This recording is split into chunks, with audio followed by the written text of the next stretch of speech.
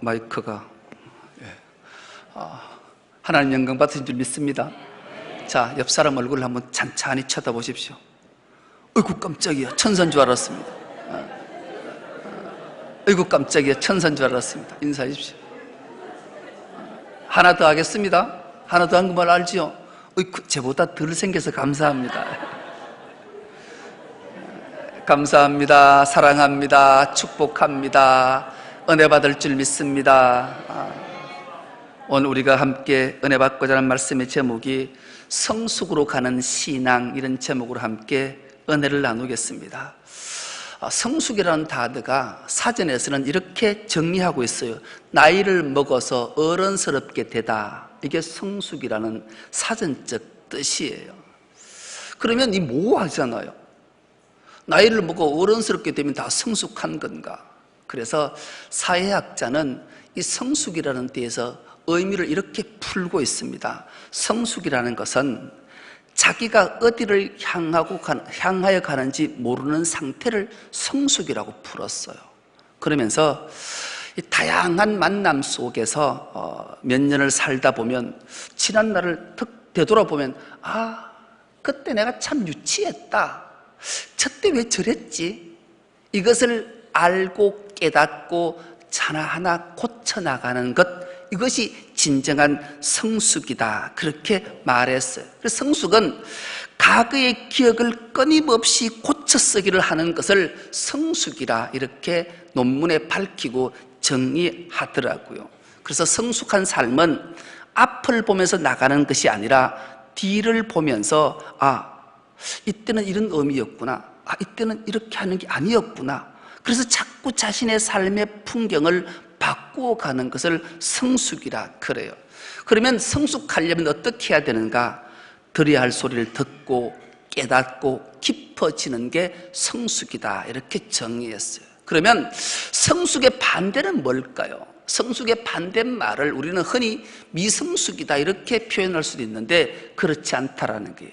성숙의 반대말은 트라우마다, 그렇게 말해요. 이 트라우마라는 말은 과거의 경험이 확정되어 고정되어 있는 것, 고정되어 버린 것, 이게 트라우마예요.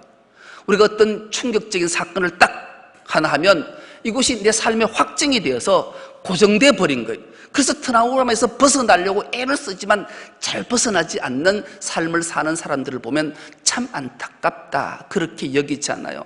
그래서 정신분석학자인 프로이드는 이 트라우마에 대해서 이렇게 정의해요. 시계 바늘이 멈춰 있는 상태, 이게 트라우마예요. 얼마나 무서웠냐고요.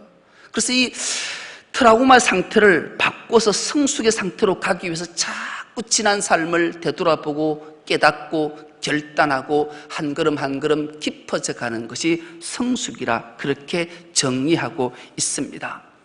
나라별로 음식 맛있는 서프 먹는 방법을 특히 다르다 그래요. 예를 들면 맛있는 서프가 딱 있는데 독일 사람은 이 서프를 딱 한 숟갈 먹어보고 너무 맛있으면 맛을 음미하기 시작한다 그래요. 한 숟갈 떠서 혀에도 됐다가 안에도 됐다가 혀에 단맛, 신맛, 쓴맛 이렇게 다 있대잖아요. 그래서 입에서 살살 굴려가면서 맛을 음미하면서 삼킨다 그래요. 일본 사람은 맛있는 서프를 딱 먹으면 감탄사를 연발한다. 오이시한, 이 오이시란 말이 맛있다, 맛있다 뜻이. 맛있다, 맛있다 이렇게 감탄하고 먹는다 그래요. 한국 사람은 맛있는 서프를 딱 먹으면 한 숟갈 딱 떠 먹어보고 맛있으면 한꺼번에 다 마셔 치운다라는 거예요.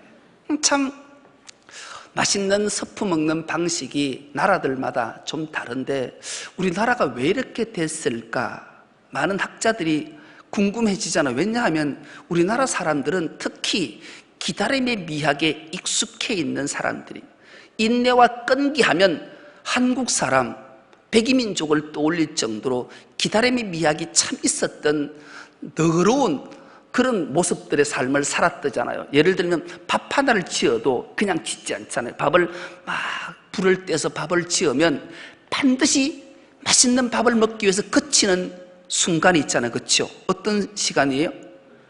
뜸 들이는 시간, 기다림의 미학인 거예요. 밥을 잘 지어도 뜸 들이지 않고 성급하게 밥을 떨면 서른 밥이 되어서 먹는데 상당한 고통을 안겨주잖아요. 그리고 대표적인 우리나라의 음식이 된장과 김치잖아요.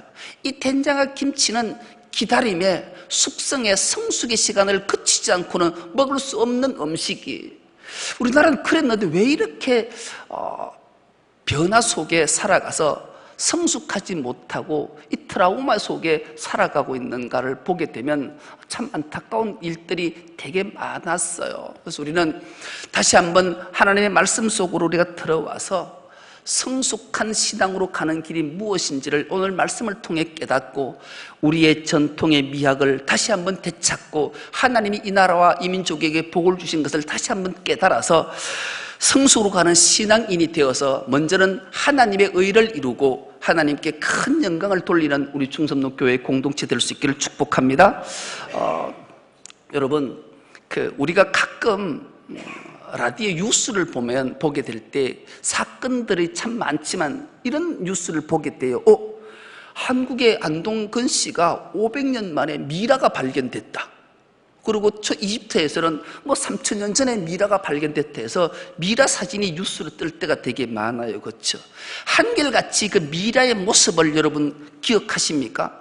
그것은 막 천에 막 감겨 있기도 하고 방부제를 다 넣었지만 그 얼굴 형태를 딱 보면 썩지를 못해서 시커멓게 돼 있는 상태의 모습들을 보게 돼요. 참 안타까운 모습이죠. 여러분, 사람은 썩어야 돼요. 죽으면. 썩지 않으면 얼마나 추한지 몰라요. 안타까운 마음이 드는 거죠. 왜요? 하나님의 말씀이기 때문에 그래요. 하나님의 법칙은 너희가 흙에서 왔으니 흙으로 돌아가라. 이게 하나님의 명령인 거예요. 이 명령에 불순종할 때 추하고 안타깝고 가슴 아픈 현상의 모습으로 남을 수밖에 없는 거죠. 그래서 우리는 인생을 살아갈 때 죽어서도 썩는 게 가장 큰 복이고 살아서도 썩는 게 복이라 주님이 말씀해요. 이 썩는다는 표현이 아주 잘못된 표현이기도 하지만 오늘날로 말씀하면 바꾸면 성숙과 숙성되는 모습이죠. 우리가 성숙되고 숙성될 때 진짜가 진맛을 발휘할 수 있기 때문에 그런 거죠. 그래서 우리 모두가 성숙으로 가는 신앙인이 되어서 참 보람있고 하나님의 형상들을 회복하는 은혜가 있기를 축복합니다. 여러분, 하나 질문을 던질 테니까 스스로 답 한번 해보세요. 살아서 썩는 게 좋을까요? 죽어서 썩는 게 좋을까요? 두말할 것도 없이 두 개 다예요. 우린 자꾸 두 개 다, 둘 중에 하나를 선택하고 싶은 마음이 생기는데 선택하지 마시고 죽어서도 썩어야 되고 살아서도 썩는 게 얼마나 좋은지 몰라요. 오늘 본문이 그것을 우리에게 말씀하시기 때문에 그런 거죠. 오늘 본문은 이렇게 시작합니다. 하나님이 우리를 향해 이렇게 말씀해요.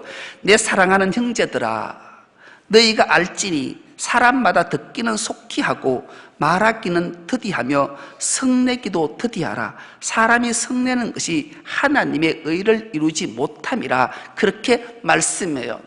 우리가 성숙으로 가는 신앙의 첫 번째 걸음을 하나님께서는 분노를 잘 다스리는 자가 하나님의 의를 드러내고 성숙한 신앙인이 된다, 주님이 말씀하시기 때문에 그래요. 그렇다면 왜 하나님이 이 분노를 잘 다스려야 된다고 말씀하실까요?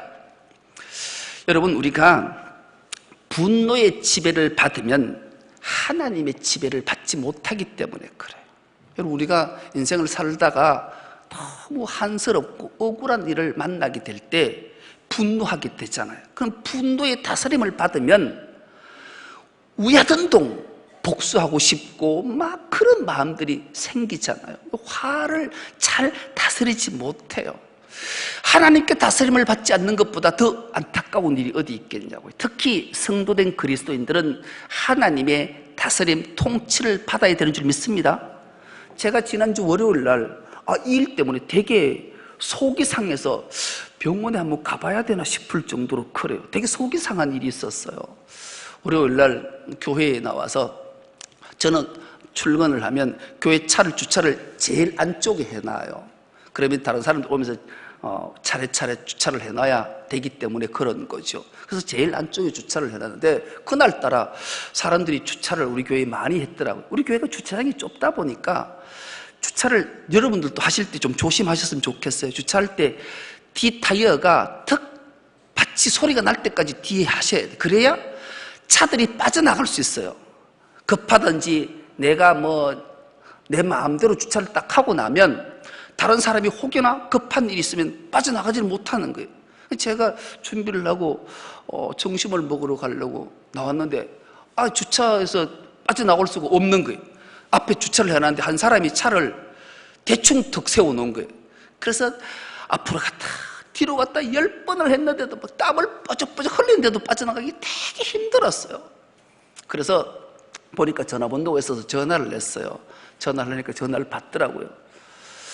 아니, 주차를 이렇게 놓으시면 안에 있는 사람이 못 빠져나가는데 이렇게 편리하게 주차를 자기 마음대로 하면 어떡하냐고. 그러니까 그분이 도리어 바로를 발칵 내요. 말을 그렇게밖에 못해요? 이러는 거예요.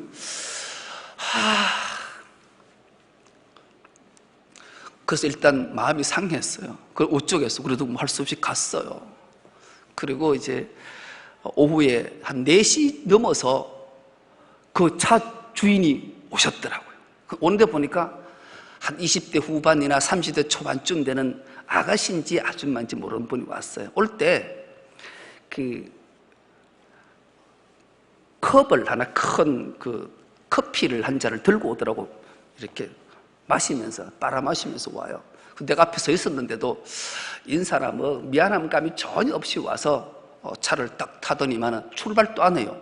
다 마실 때까지 그 안에서 차를 시동을 켜놓고 마시더라고요. 다 마시고 착 출발을 하면서 저 교회 앞에 그 빈잔을 탁 던지고 가는 거예요.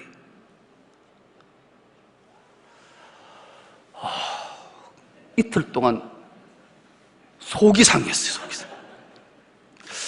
그래서 사진을 찍어서 그 쓰레기 투척하는데 신고를 해서 벌금을 3만 원 물리게 할까, 다시 전화를 해서 뭐라고 말을 해야 될까, 이게 막 분노를 다스리는데 이틀이 걸렸어요. 그래서 수요일 날 우리 음악회를 안 했으면 일주일 쭉 갈 뻔했어요. 은혜를 많이 받아서 이제 분노가 다스려졌는데, 이런 일을 당할 때 참 분노 다스리는 게 참 힘들다. 그래서 하나님께서 이 말씀을 우리에게 주셨구나. 너희가 성내는 것이 옳지 않다. 왜? 성내면 하나님의 이 의를 나타내지 못하기 때문에 이 말씀이 생각이 나는 거예요.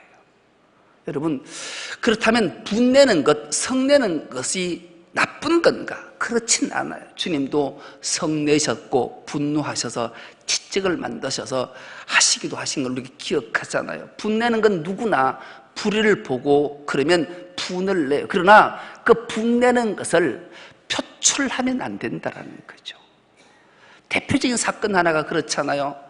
아담과 하와가 범죄해서 하나님과의 관계가 단절됐어요. 그리고 에덴 동산으로 추방을 당하고 한 가정을 일궈서 이제 자녀를 놓기 시작해서 가인과 아벨을 낳았어요. 가인과 아벨이 형제예요. 이들도 신앙교육을 잘 받아서 하나님 앞에 예배자로 서서 제사를 드렸죠. 그런데 가인이 화가 성났어요. 분노했어요. 왜요? 하나님이 내 제물을, 내 예배를 받지 않는 것이죠. 근데 그것을 다스리지 못해서 최초의 살인, 동생 아벨을 죽이는 엄청난 죄악을 범한 거죠. 누구나 분노할 수 있어요. 그러나 그것을 다스리지 못하면, 제가 전화해서 육두문자를 쓰고 했다면 아마 어느 집사님이 그러더라고요. 내가 이 표현을 하니까 목사님 잘 참으셨어요. 그 목사님 화냈다가 전화했다가 밤에 불 지르면 어떡해요? 그래서 잘 참았다, 잘 다스렸다, 그런 생각을 하게 되더라고요. 여러분, 오늘 본문의 말씀이 다시 한번 보시면 성내기를 더디하라. 성내는 것이 하나님의 의를 이루지 못하기 때문에, 분노를 다스리는 것은 성숙한 신앙으로 가는 첫걸음임을 주님 오늘 말씀을 통해 우리 주시기에, 우리 분노를 잘 다스려서 성숙한 신앙이 되는 은혜가 있길 축복합니다. 두 번째 말씀은 이 말씀을 주시는 거예요. 성숙한 신앙인이 되려면 먼저 하나님의 말씀을 온유함으로 받으라. 하나님 말씀을 듣고 받고 흡수하는 것이 얼마나 중요한가를 우리에게 말씀해요. 오늘 본문 21절입니다. 그러므로 모든 더러운 것과 넘치는 악을 내버리고 너희 영혼을 능히 구원할 바 마음에 심어진 말씀을 온유함으로 받으라. 주님이 말씀해요. 여러분, 사람의 몸이 고장나면, 사람의 몸이 아프면 가장 먼저 나타나는 현상이 무엇인지 아십니까? 밥맛이 떨어져요. 밥맛이 없어요. 아프면, 몸이 아프면 밥을 산의 진미를 차려놔도 입에 넣으면, 아프면 아이고 아들아, 내가 밥에 모래 알 씹는 것 같아. 그렇게 맛있는 밥이 모래 알 씹는 것 같은 거예요. 왜요? 몸이 고장났기 때문에. 아프면 그런 거예요. 마찬가지로 영혼에 내가 고장이 났는가, 영혼이 병들었는가, 영혼이 아픈가를 생각해보면 정확한 진단이 생기는 거죠. 내가 하나님 말씀을 사모하는가, 사모하지 않는가. 오늘 예배를 마치고 세상에 시작되는 월요일이 되면 여러분 기대하셔야 돼요. 빨리 주일이 와서 하나님은 이번 주에 무슨 말씀을 주셔서 한 주간 승리의 삶을 살게 하실까. 이런 기대감이 없이 그냥 무덤덤하게 있다가, 사모함이 없다가 그냥 형식적으로 주일이 됐으니까 나는 직분 자고 예수 믿는 그리스도이니까, 성도니까 예배하러 가야 되겠다, 그런 의미로 나오면 내 몸이 병든, 영혼이 병든 거예요. 이 병든 것을 고치지 않으면 얼마나 무서운 일이 생기는가를 알게 하는 거죠. 예수님께서 공생에 시작할 때 산상보험 첫 번째 말씀을 우리 기억합니다. 심령이 가난한 자는 복이 있나니 천국이 저희 것입니다. 우리의 심령이 가난해져서 하나님의 말씀을 사모해서 그 말씀으로 채워질 때만이 하나님의 통치를 받고 가장 복된 인생을 산다라는 것을 기억하라고 주님이 우리에게 들려주신 음성을 듣게 되는 거죠. 왜요?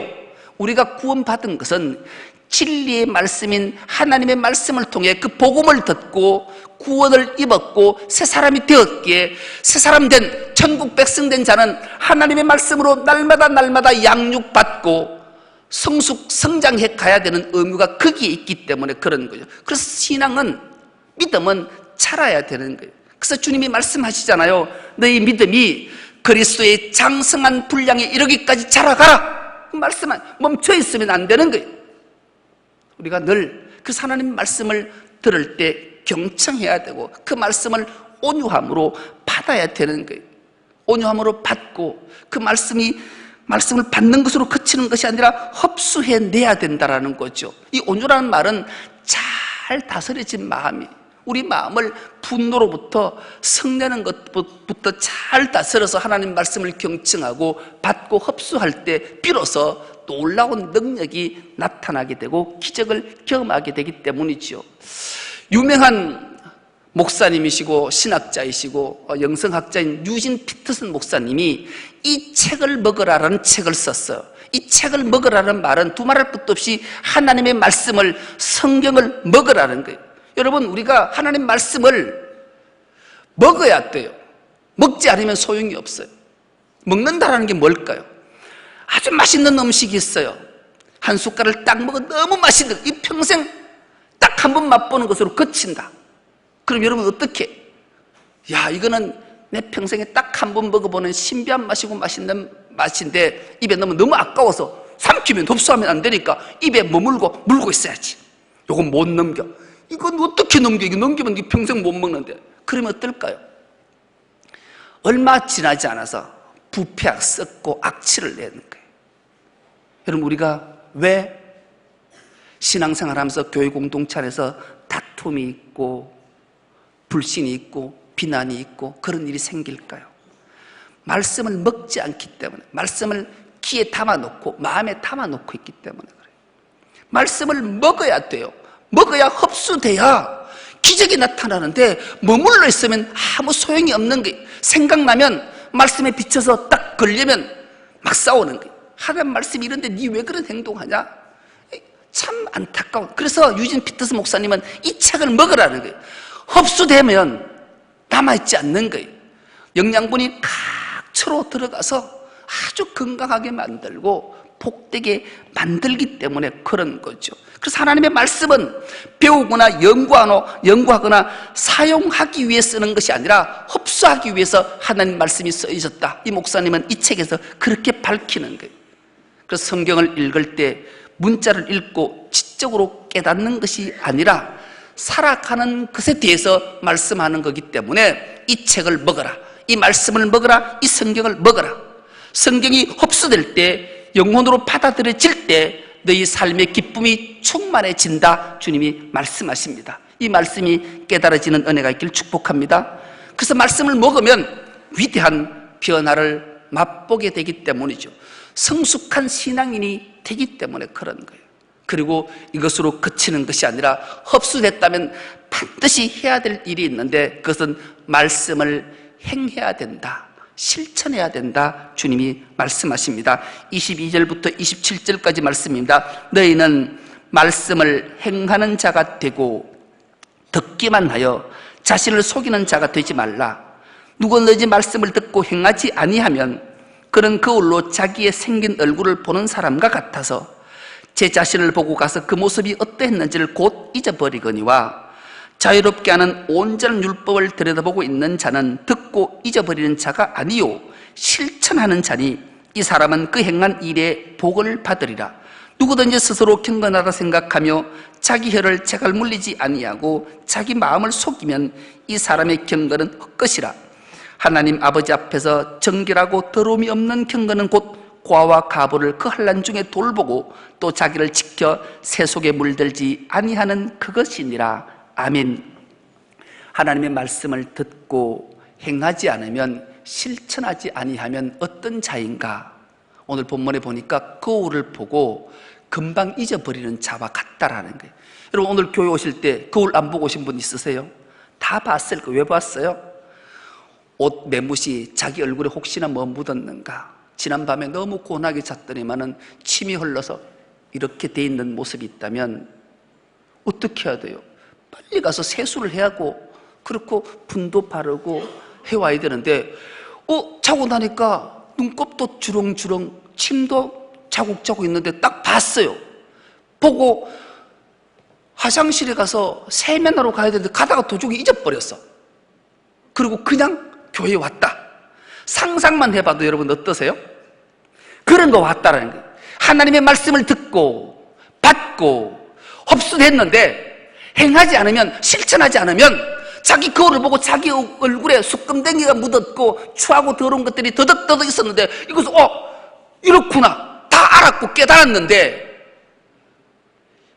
행하지 않으면 거울을 보고 그냥 잊어버리는 자와 똑같다고 주님이 말씀하시기 때문이죠. 그래서 우리는 분노를 다스리는 것 중요해요. 성내지 않는 것 중요해요. 하나님의 의를 이루기 때문이죠. 그리고 하나님의 말씀을 경청하는 것, 온유함으로 받는 것, 흡수하는 것, 먹는 것 다 중요해요. 그러나 정말로 중요한 것은 그 말씀을 듣고 깨달은 자는 반드시 행함으로 실천하는 것이 하나님의 의를 드러낼 뿐만 아니라 우리의 신앙이 성숙되어져 간다, 주님이 말씀하시기 때문입니다. 그래서 우리는 이 말씀을 마음속 깊이 새겨야 돼요. 그렇다면 이 실천하는 것, 행하는 게 뭔가? 가장 먼저는 자기 혀에 재갈을 물리는 거다, 주님이 그렇게 말씀하는 거예요. 여러분, 혀는 언어의 통로잖아요. 말은 사람을 죽이기도 하고 살리기도 하는 거예요. 그래서 이 혀에 재갈을 물린다라는 것은 하나님의 뜻대로, 하나님의 의지대로 행하고 말하고 실천하는 것을 지칭하는 거죠. 여러분, 주인이 짐승에게 재갈을 물린 이유는 주인의 뜻대로 하기 위해서 재갈을 물리는 거예요. 하나님이 워 하면 주인의 뜻대로 하는 거예요. 우리가 왜 혀에 재갈을 물려야 되는가? 왜 하나님의 말씀에 실천하고 행해야 되는가? 주님이 분노가 막 샘솟을 때, 도저히 못 견딜 때 와 성하나, 그거 저 초보자라서 그래. 제가 하나님의 말씀 몰라서 그래. 그럼 네가 참아야지. 네가 썩내 묻잖아. 맞습니다, 주님. 이게 혀에 재갈을 물리는 거예요. 전화해서 막 다다다다 품들. 그래서 제가 얼마나 감사한지. 하나님이 생각나게 하셔서 성내지 않게 한 것. 내 속은 좀 상했을지 몰라도 분노하지 않고 다스렸다는데 너 스스로 그래 장하다, 가슴 톡톡 쓰담쓰담 해줬어요. 쓰담. 여러분, 그래 혀에 재갈 물려야 되는 이유가 바로 여기에 있는 거예요. 둘째는 실천하고 행하는 것이 이웃을 사랑하는다라는 거예요. 야고보서가 쓰여진 배경이 그런 거예요. 야고보서 수신자는 흩어진 12지파예요. 여러분, 로마의 압제가 너무 박해가 너무 심해서 이스라엘 12지파가 다 디아스포라 된 거예요.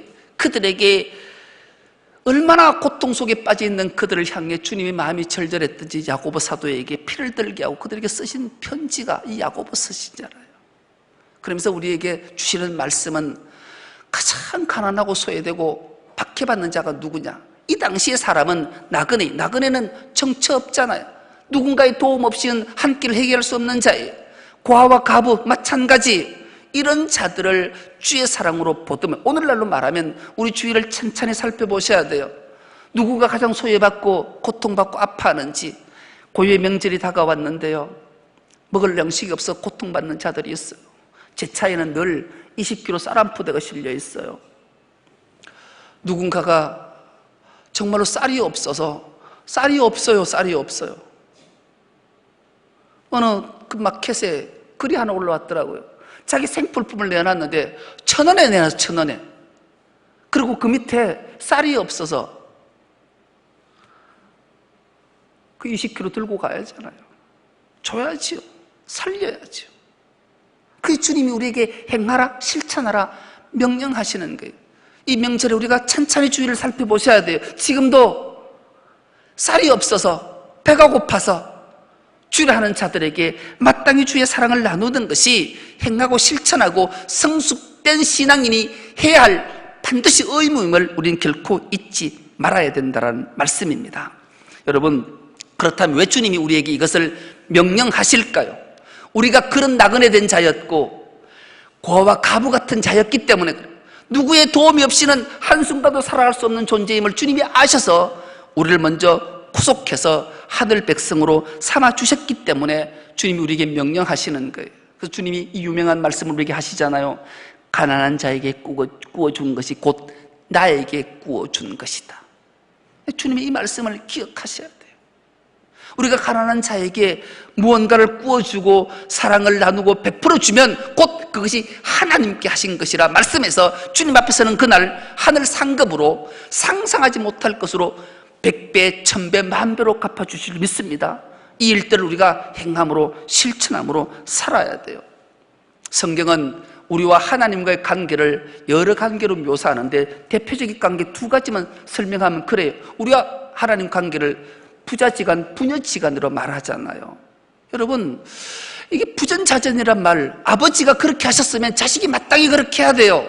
근데 이걸 안 닮으면 자꾸 자기 욕심으로 탐욕으로 채워지면 안 돼요. 그러면 사람들이 뭐라 하는가? 자식이 아버지를 닮아야 되는데 옆집 아저씨를 자꾸 닮았다 하면 심각한 문제인 거예요. 우리가 하나님을 닮아야 되는데 세상을 닮아가면 안 된다라는 거예요. 그리고 하나님과의 우리 관계를 부부 관계를 하잖아요. 우리를 예수님의 거룩한 순결한 신부라 하는 거예요. 순결한 신부가 신랑 되신 예수 그리스도를 안 닮는다라는 것은 이보다 더 안타까운 일이 어디 있겠냐고요. 성경은 이렇게 결론의 말씀을 내립니다. 아버지의 마음이 나를 통해 드러나기를 원하시는 것이 주님의 마음이다. 그래서 성숙한 신앙인, 성숙으로 가는 신앙은 나를 통해서, 내가 하는 행위를 통해서, 실천을 통해서 하나님이 드러나게 되는 거예요. 나를 통해서. 그리고 신랑의 마음이 신부를 통해서 드러나기를 주님이 원하신다 우리에게 말씀하시기 때문이죠. 그러려면 가장 마지막에 우리에게 주신 말씀, 자기 자신을 지켜 새 속에 물들지 말아야 된다 주님이 말씀합니다. 가장 위기와 안타까운 일은 한국교회 속에 세속주의가 침투해져 있다는 거예요. 차마 눈 뜨고 보기 어려울 정도로 하나님의 마음이 아프다라는 거죠. 그럼 세속주의가 뭘까요? 허영, 탐욕, 교만이, 물질이, 이것이 교회 안에 침투해 있어서 교회를 얼마나 혼란에 빠뜨리는지 몰라요. 이것은 우리가 다 단호히 배척해서 새 속에 물들지 않도록 자기 자신을 지켜야 함을 우린 잊지 말아야 돼요. 우리의 모든 세상의 것들을 다 걷어내고 주님 닮아서 순결한 신부의 삶을 살아서 성숙한 신앙인으로 하나님께 크신 영광을 올려드리는 중섬로교회 모든 건속 다 될 수 있기를 간절히 기도합니다. 하나님 아버지, 고맙고 감사합니다. 오늘 또 주님이 찾으시는 한 사람의 예비자로 불러주시고 성숙으로 가는 신앙이 무엇인지 말씀을 통해 들려주셨사오매 이 말씀을 마음속 깊이 새겨서 실천할 수 있는 우리 모두가 되게 하여 주옵소서. 감사드리오며 예수님의 이름으로 기도드리옵나이다. 아멘.